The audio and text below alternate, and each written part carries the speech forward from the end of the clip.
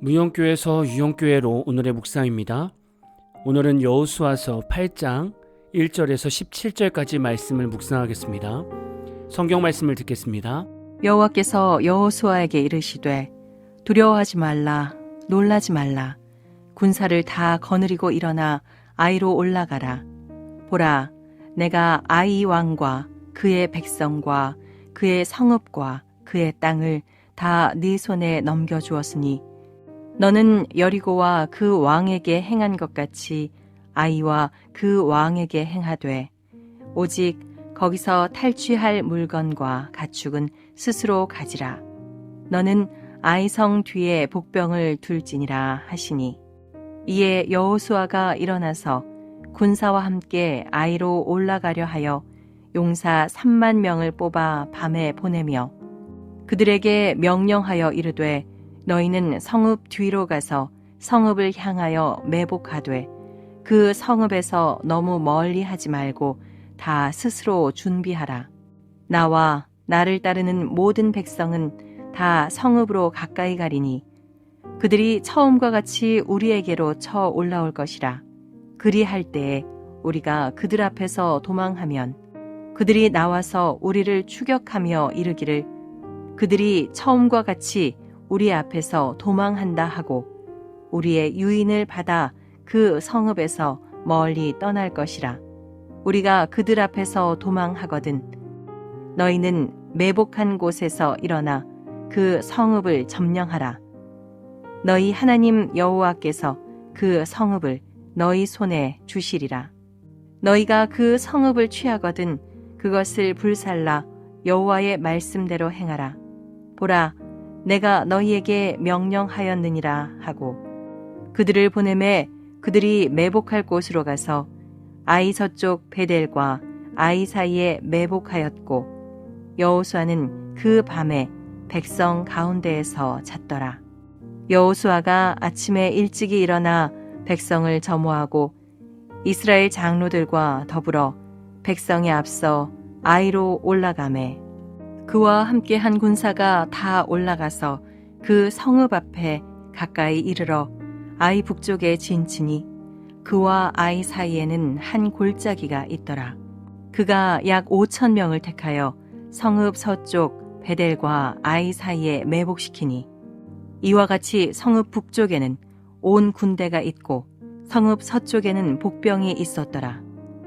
여호수아가 그 밤에 골짜기 가운데로 들어가니 아이 왕이 이를 보고 그 성읍 백성과 함께 일찍이 일어나 급히 나가 아라바 앞에 이르러 정한 때에 이스라엘과 싸우려 하나 성읍 뒤에 복병이 있는 줄은 알지 못하였더라.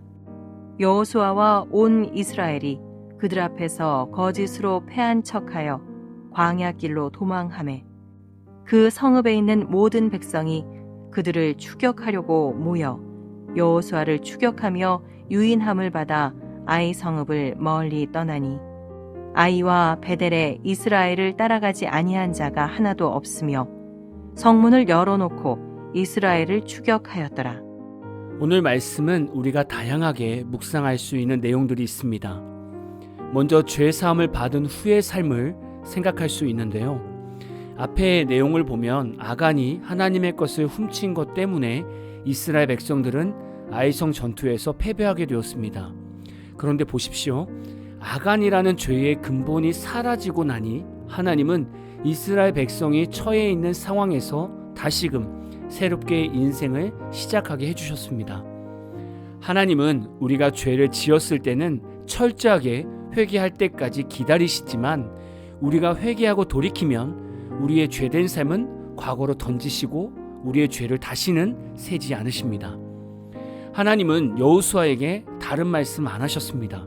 사람들처럼 뒤끝이 있는 하나님이 아니십니다. 이런 말도 있지 않습니까? 다시는 아간과 같은 죄를 짓지 마라. 너희들 자꾸 이런 식으로 하면 나는 너희 하나님 안 할 거다.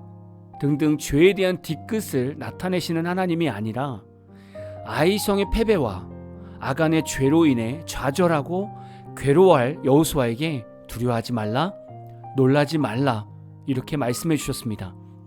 실패와 죄된 삶으로 절망감에 빠진 여호수아에게 하나님의 말씀은 얼마나 힘이 되겠습니까? 저와 여러분이 믿고 있는 하나님은 이런 분입니다. 하나님은 좌절하고 절망 가운데 있는 우리에게 잔소리하시고 꾸짖는 하나님이 아니라 내가 너와 함께하고 있으니 두려워하지 말라. 내가 너의 능력이 되어줄 테니 놀라지 말라고 말씀해 주십니다. 혹시 죄된 삶으로 인해 무너졌던 생활들이 있습니까? 꼭 죄가 아니더라도 불투명한 인생의 길을 걷고 있는 성도가 있으십니까?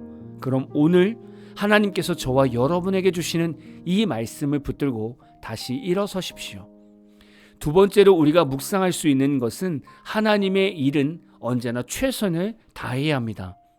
처음에 이스라엘 백성들이 아이성을 정탐했을 때에는 작다고 생각하여 군사를 3,000명쯤 뽑아서 올라갔다가 실패하고 돌아옵니다. 이번에는 여호수아가 몇 명의 군사를 뽑아서 갔습니까? 3만 명을 뽑아서 갔습니다.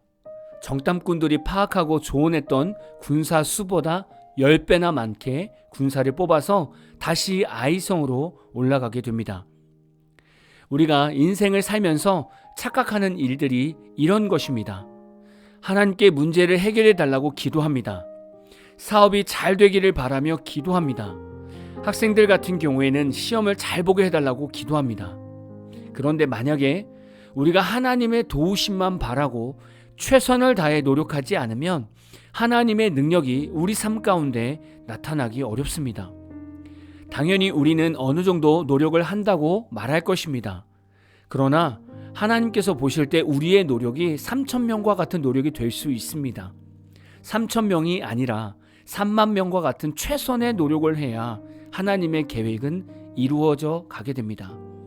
세상에서 그리스도인이란 성실과 진실의 아이콘이 되어야 합니다.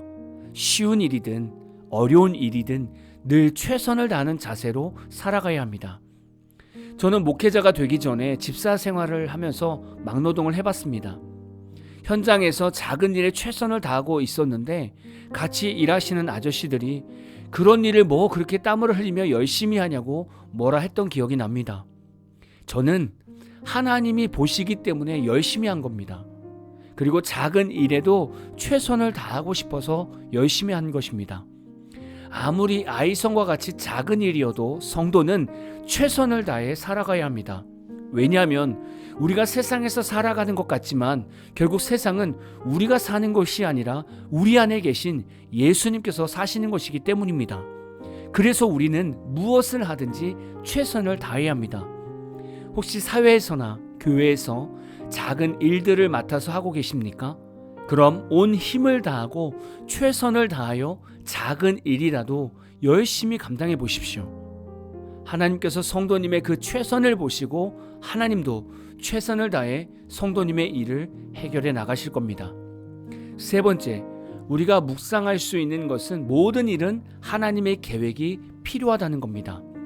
처음 아이성 전투를 준비할 때는 인간적인 정탐을 하고 인간적인 판단으로 3,000명을 데리고 무작정 올라가게 되었습니다. 그러나 하나님은 다시 아이성과 싸울 때 앞에 실패를 이용하여 복병을 두도록 지시하셨습니다. 이것이 사람과 하나님의 능력의 차이입니다.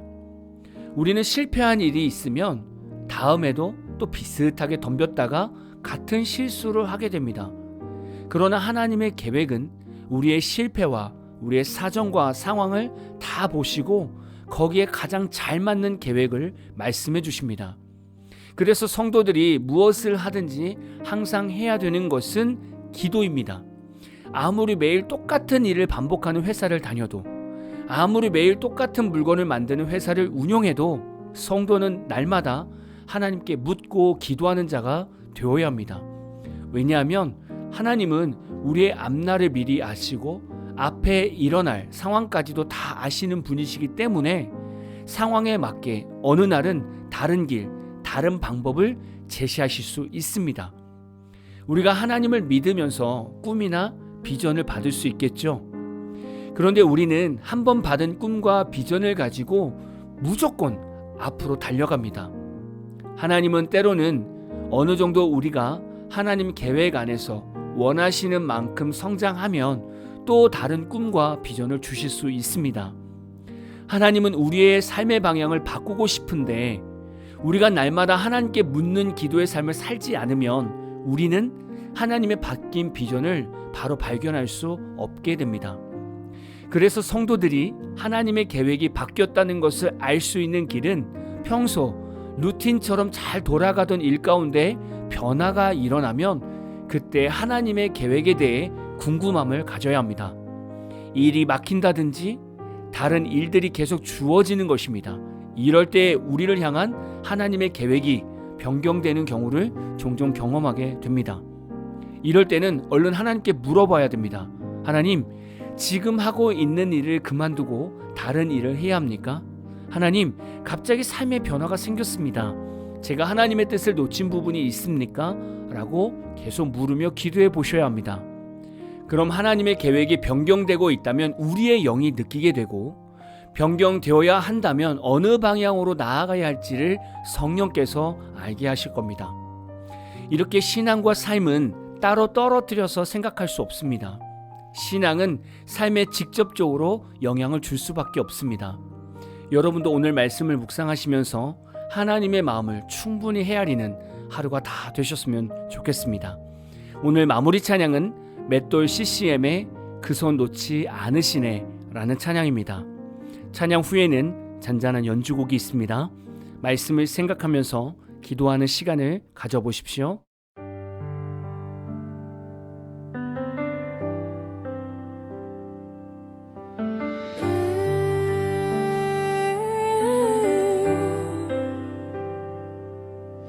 어디로 가든 주님의 손길